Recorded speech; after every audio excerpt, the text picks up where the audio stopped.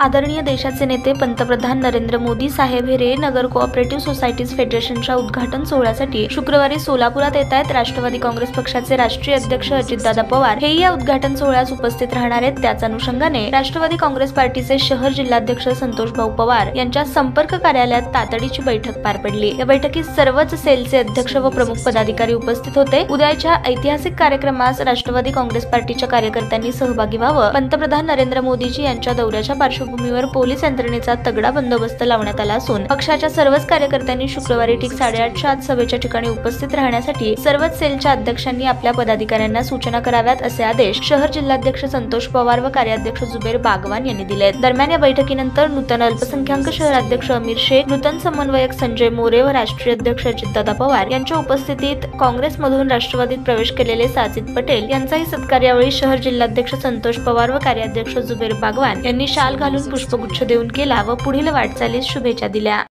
ताज्या बातम्या पाहण्यासाठी प्राईम मीडिया न्यूज चॅनलला सबस्क्राइब करा आणि बेल आयकॉन प्रेस करा।